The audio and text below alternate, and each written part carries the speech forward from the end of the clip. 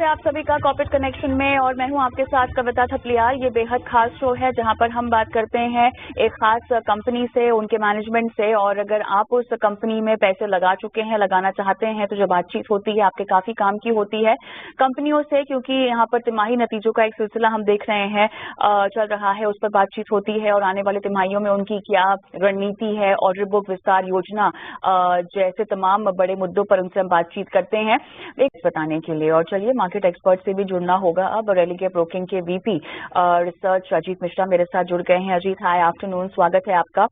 और चलिए, ये एक तरह से प्यार वाला दिन और उस दिन लेकिन बाजार में लाल निशान हावी होता हुआ, इसको प्यार का रंग नहीं बोलेंगे लेकिन गिरावट का रंग बोलेंगे। और जैसा कि हमारे सहयोगी भी बता रहे थे कि लगातार 23,000 के नीचे रहना बाजार के लिए एक अच्छा अंदेशा नहीं है। अब बताइए, ये जो गिरावट हम लगभग 2 साल के बाद देख रहे हैं, काफी लंबी भी चलती हुई अब दिखाई दे रही है, क्या कहेंगे? गुड आफ्टरनून कविता। बिल्कुल देखिए, गिरावट बढ़ भी रही है और गिरावट का जो प्रेशर मिड कैप और स्मॉल कैप में देखने को मिल रहा है, डेफिनेटली उससे पोर्टफोलियोज बहुत ज्यादा हर्ट हो रहे हैं। और जो कि दिख भी रहा है कि अक्रॉस द बोर्ड थोड़ा सा अब आपको ज्यादा कैश रिलेटेड स्टॉक्स, जिनका अगर आप मार्केट डेप्थ की बात करें तो उसी से आपको अंदाजा लग जाएगा, करीब 300 स्टॉक एडवांसिंग पे, करीब 2400 डिक्लाइनिंग पे।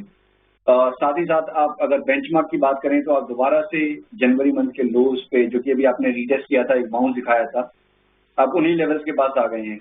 तो ये एक बहुत क्रिटिकल जंक्शन है मेरे हिसाब से कि अगर आपने 22,800 22,700 को होल्ड नहीं किया तो ये आने वाले दिनों में प्रेशर बढ़ सकता है। और मैं ये ज्यूम कर रहा हूँ ये लास्ट लेग इस डिक्लाइन का हो सकता है। और यूजुअली जो लास्ट लेग होता है वो थोड़ा सा ज्यादा वॉलेटाइल और अनसेटलिंग वाला होता है। तो वही एक इंडिकेशंस अक्रॉस द बोर्ड नजर आ रही है, चाहे वो मिड कैप से आ रही हो, चाहे बेंचमार्क से, चाहे स्मॉल कैप से। तो अभी के लिए थोड़ा सा हमें सबसे ज्यादा कॉशन कर रखने की जरूरत है।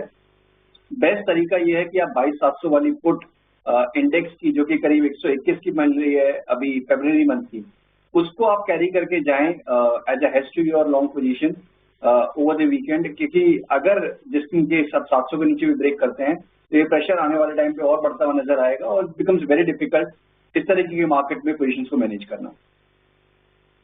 अजीत, यहाँ पे कुछ सेक्टर स्पेसिफिक एक्शन भी आपसे बात करना चाहते हैं। फार्मा काउंटर्स देखिए यहाँ पे 2 दिन में कुछ ज्यादा टूटते हुए दिखाई दे रहे हैं। फिलहाल ये गिरावट की ट्रैजेक्टरी और गहरा सकती है क्या आपके मुताबिक?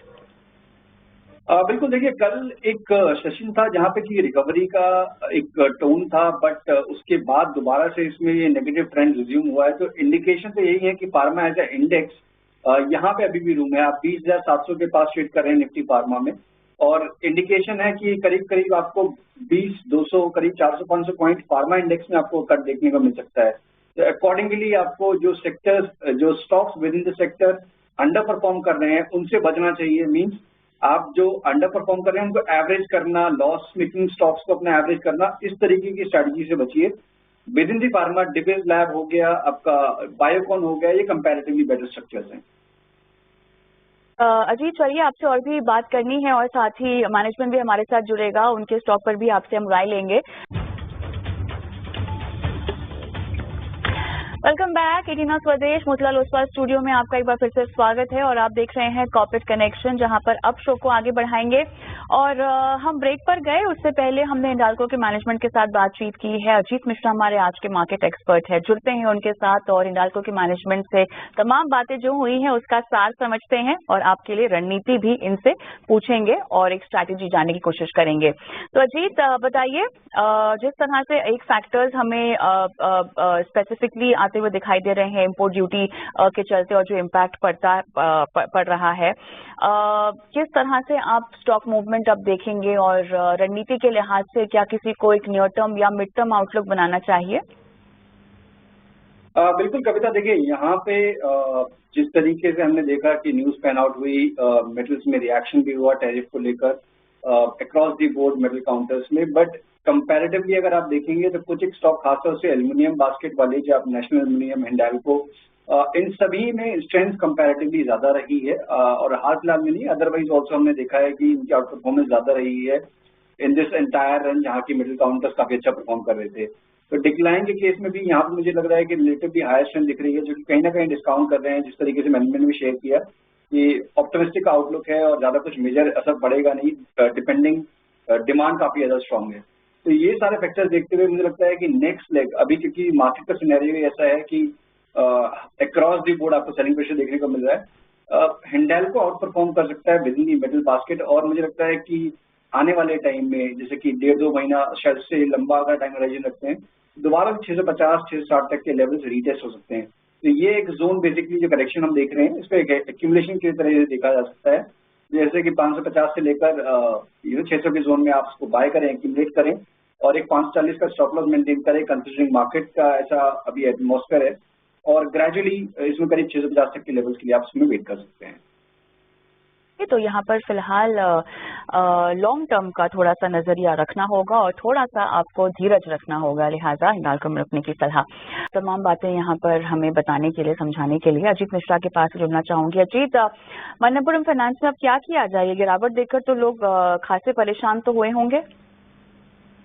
बिल्कुल, देखिए अभी कविता दोनों ही चीजें होती हैं कि आप अगर अर्निंग डिसअपॉइंटमेंट थोड़ी सी भी है और मार्केट का अगर टोन ऐसा है, तो ऑटोमेटिकली वो चीज डबल तरीके से इम्पैक्ट कर रही है अक्रॉस दी बोर्ड। तो ये ही एक फैक्टर जिस तरीके से दिख रहा है कि मणप्पुरम भी आज काफी ज्यादा प्रेशर में है पोस्ट नंबर्स।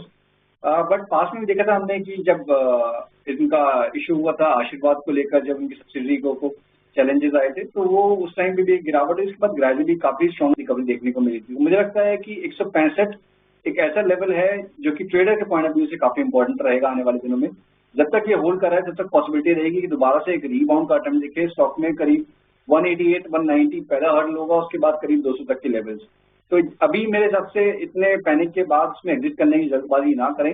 165 के स्टॉप लॉस के साथ आप बने रह सकते हैं।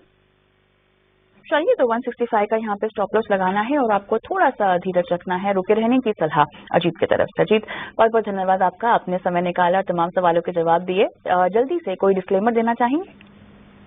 बिल्कुल, देखिए जो भी हमने स्टॉक डिस्कस किया करता है उसमें पर्सनली भी किसी भी पोजीशन नहीं है, हमारे क्लाइंट्स के पास हो सकते हैं।